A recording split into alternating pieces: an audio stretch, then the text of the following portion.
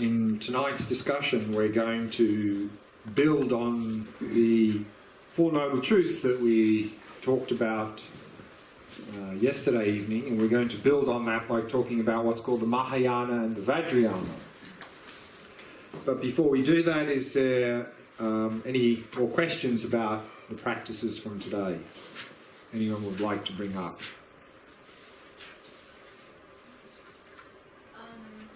First two sessions in the beginning of the year, they were very, it was really good to me. I felt like I'm able to balance between being alert and being Relaxed? yeah, being alert and relaxed.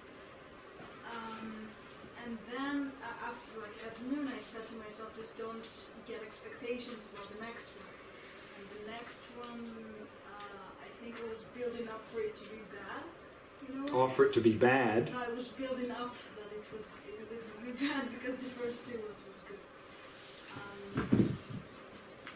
And I was still alert. I was still being able to understand. Okay, that's the thought, and like in seconds, it was like, okay, that's a thought. That's a manipulation of the mind and stuff. But I was feeling like those that came, the thoughts that came, they were kind of consistent, like it was the same subject or same, like my mind was drifting into the same direction all the time. Mm-hmm. And you talked about it earlier, but I feel like for me that's a direction that's all my life, my mind is going that direction, like for the same kind of idea or... Sure. So my question is that attachment to that idea, like, is my mind set for that direction of thinking, or is that just my natural habit of mind that I should just... Well, I think So I think we develop the habit because we have the maybe attachment or focusing in that area. So I think they sort of go together. And of course here, if we fight with that, then that's not going to work. So this practice is not about fighting those habits. It's about not allowing ourselves to get caught up in the habits, to just stepping back and watching.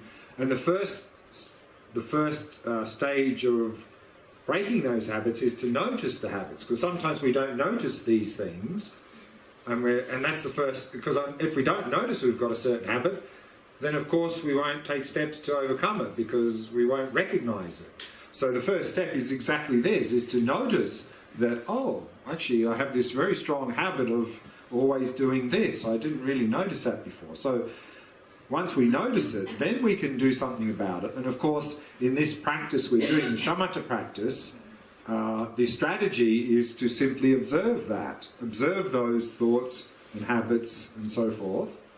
And then, of course, we can do other things as well in other contexts to work to reduce that habit, say it's a negative habit or something.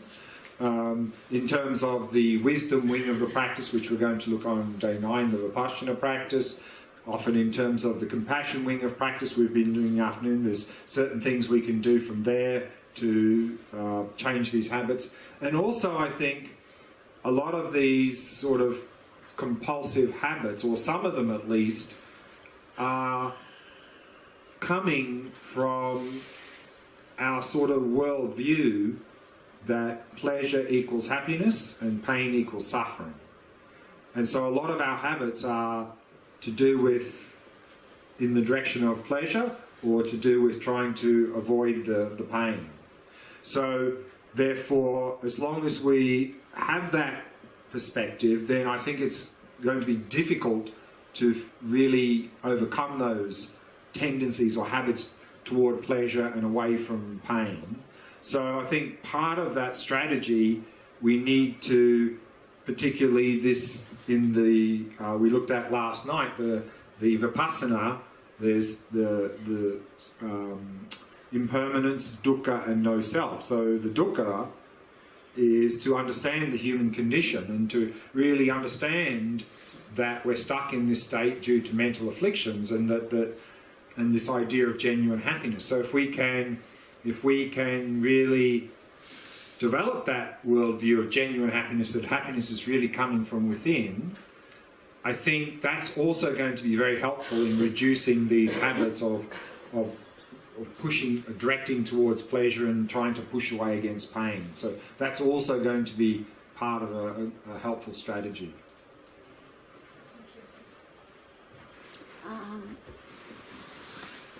So today's practice, the mind as an object, was extremely obviously better for me Than the breath. Yeah, and that made me think maybe I was doing something very wrong in the breath practice. So your question is that today you found observing the mind was much easier than the breath, Yeah. and so therefore you think were you doing something wrong in the breath practice? Yeah, maybe in relation with the mind, like the mind in the breath practice was in a state of constant fight or struggle, and then I don't know how to do it right in the breath.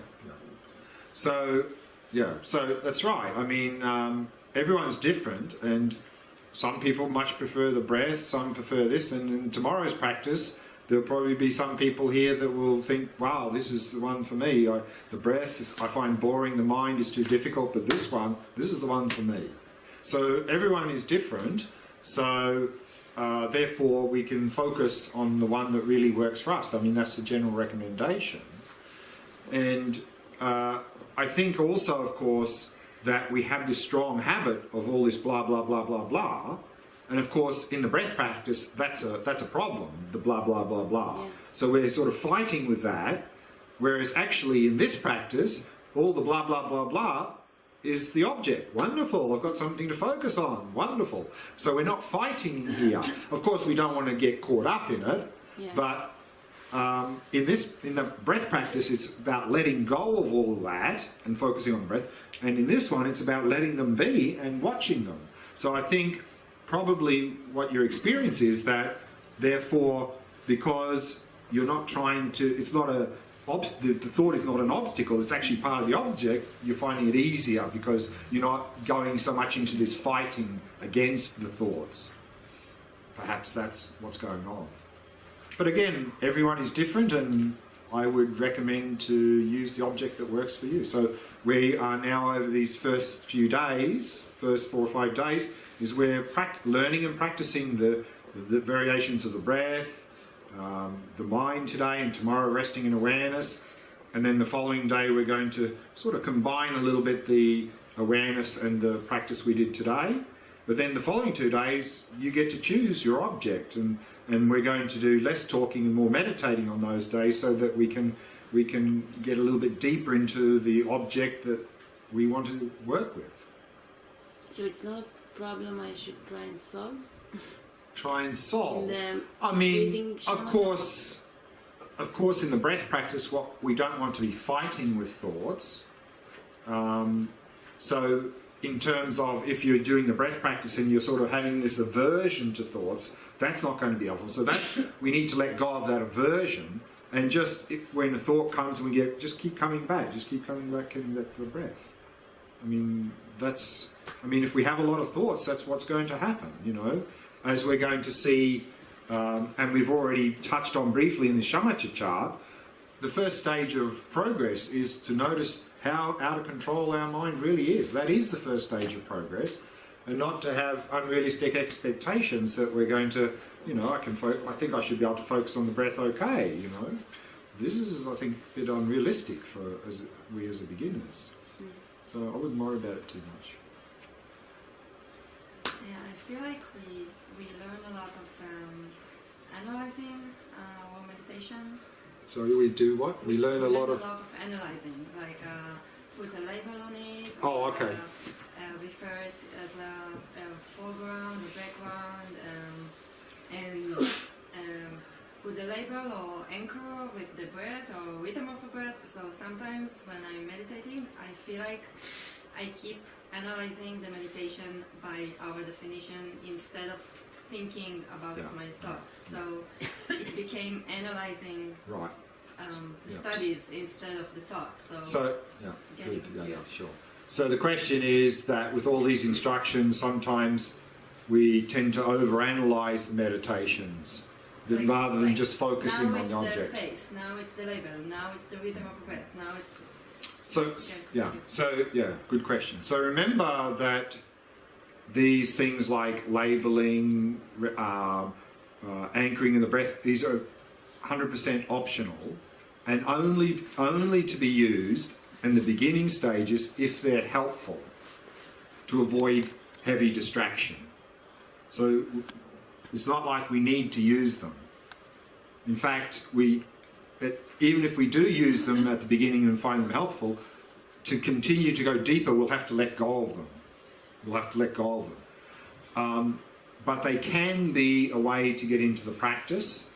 And of course, we need some discussion about framework in terms of how to do the practice. Otherwise, we just get lost. So the framework, again, is helpful to understand what to do. And as a beginner, sometimes we need to keep reminding ourselves a little bit of what to do. Otherwise, we get completely lost. But again, if we keep reminding ourselves constantly, do this, do this, do this, then it becomes an obstacle. So these things like the reminding ourselves, plus labeling, plus anchoring and so forth, these things are not to be overused, and there's cost benefit. That as a beginner, they can be beneficial to help us to get on track. But as we go deeper, they'll become a cost because they are another interruption, another, as you said, analysing. So in Shamatha, we're not really supposed to be analysing. But a little bit of this at the beginning can be helpful to start. So we have to see where we're at and whether these things are useful or not. If they're not, we just let them go altogether. And we will need to let go of them when we go deeper into the practice. Otherwise, you're right. I mean, it just becomes another obstacle. If we're always labelling, always doing this, always reminding ourselves of all these things. So, we have to see whether they're useful. And for some of us, from the very beginning, labelling and anchoring and so forth may not be useful at all. So then we just leave it out. If we can get into the practice without needing to use these, that's the best. That's the best. It's not only the method itself, it's also the fact that there are so many. So I'm saying So I'm getting many- so many oh. methods. So I'm saying that when I'm meditating, I'm having trouble to decide which method I'm taking. Right. So therefore, what I'd recommend is, the question is we have all these methods, well, which one should I use? I think here in this retreat, it's good to sample each one a little bit and see which works for us and which doesn't. If they don't work, then we can get rid of them. Then we can cut down the options for the future. Maybe only one of them really works, and then we use that when we need it. So, again, this retreat is about learning the practices and see what's helpful and what's not helpful. So I wouldn't be too much worried about that at this stage, but just try each one, and if it works, then I can use that when I need it. That's not really working, I can leave that out.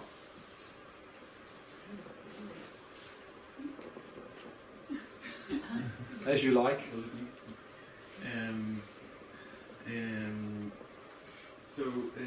Like Ellen Wallace said, that once you go deeper, then deeper things from your psyche comes up. Can come up, yes. Come up. So I was very intrigued by that, and you also talked about the threshold that slowly goes down. And for me, it talked to me, because for me it's kind of something. It can be hard to recognize my emotions and know what they are and what made me feel the way I feel, Sure. and how I feel. Sure. And it goes to expression and Sure. it's very important. And Sure. at the same time, we're not supposed to analyze them now when we do shamatha. Like you asked and you said which cheered me up. You said that we would sometimes go do a Vipassana meditation just for that. We would do just for that. So can you elaborate on that? So the question is again that, you know, when we get a lot of things coming up, emotions and so forth, we may want to know where they're coming from, why they're there, and all these sorts of things. But in the Shamatha practice, we shouldn't really be doing that, but rather in Vipassana. So can I comment more about that?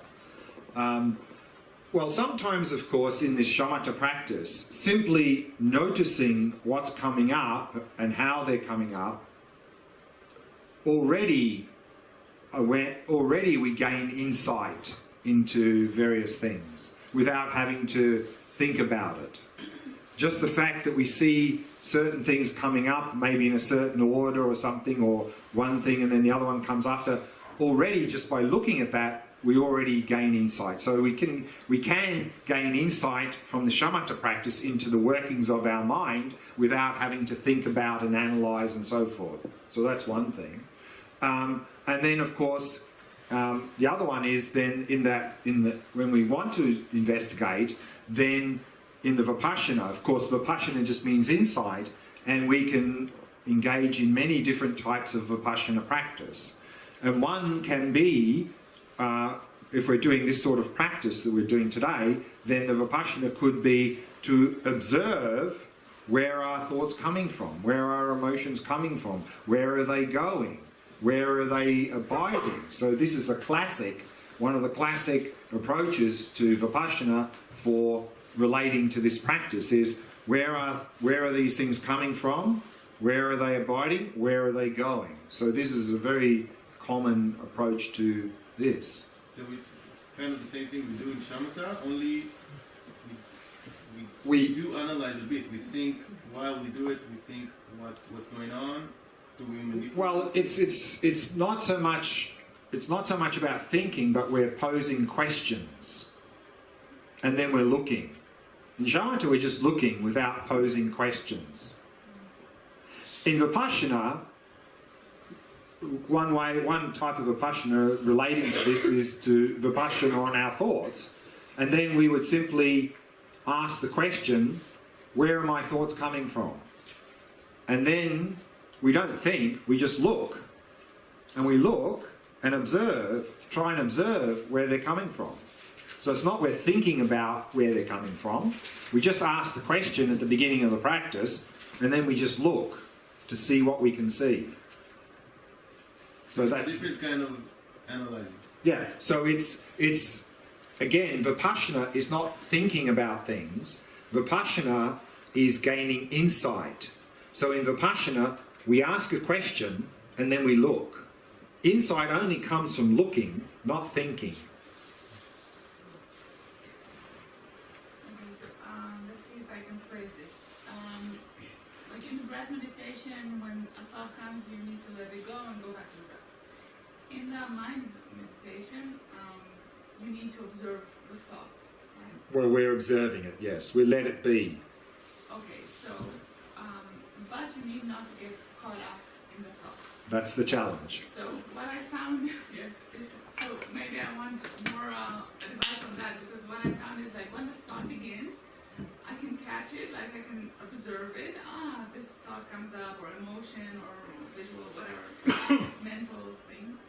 And then it gathers, sometimes some of them gather momentum, like they get like stronger in their, especially when there's something nice or something very negative, like especially when they have some sort of, and then in order not to get caught up in it, I find that I have to stop it. Like I have to say, okay, back to watching the mind. So it is cutting the thought. Yeah, that's right. So what you're describing is that you're observing, but then it sort of gathers momentum. So the fact that it's gathering momentum means that you're now starting to identify with it and follow it. But again, you're probably doing this, meaning you're not fully caught up in it, you're sort of switching backwards and forwards, so you can sort of start to get caught up and you can notice that a bit. So, but then what's happening in that case when it's gaining momentum is that there's more switching getting caught up and less switching back. So then you need to cut it. Okay, so then it's okay to cut it? Yeah, because then you're caught up. Sometimes it gets quite violent, like, oh, I'm going to No, lose my mind now. But remember, cutting doesn't mean pushing away. That's aversion. Then it'll get violent and we'll probably get overwhelmed. So cutting doesn't mean try and get rid of it. Cutting means just go back to the mind. Just go back to the mind.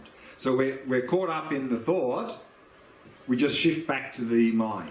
Yeah, That's what cutting. That shift, like Yeah. violent is like a phrase, but Yeah. like it needs some force. Well, you need to put effort because you're caught up. Yes. So the effort is to release the grasping. Yes. Yeah, of course you need some effort. Okay, make sure I'm doing it right.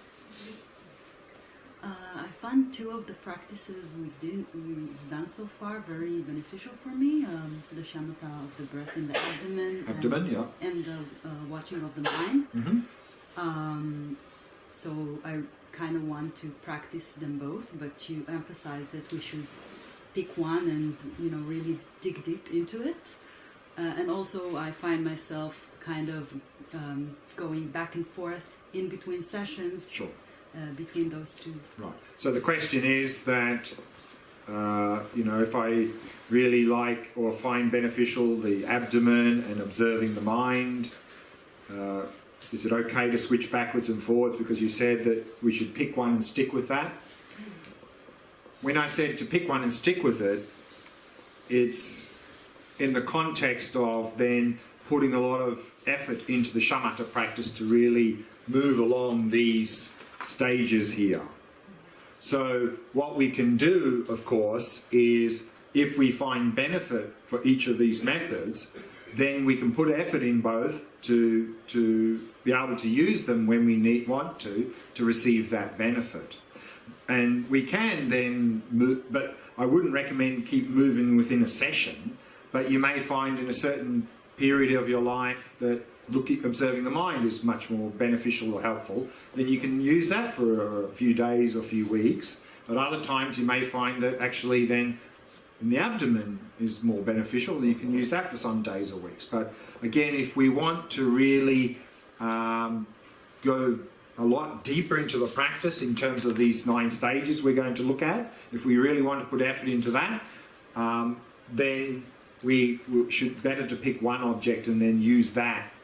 And of course there we're talking about doing maybe many sessions a day or a retreat and so forth like that. So if we're going to do particularly a retreat for some days or weeks or so to really move in that, then it's best to pick one and stick with it. But as a sort of a daily practice, then I think it's okay to use these 2 methods, and particularly when we find one more beneficial than the other. I think that's fine. I have a question. Also, regarding the last question, it's very short time to choose, and every session What's a short time to choose? to choose which object. What do you mean? This retreat is a short time, or?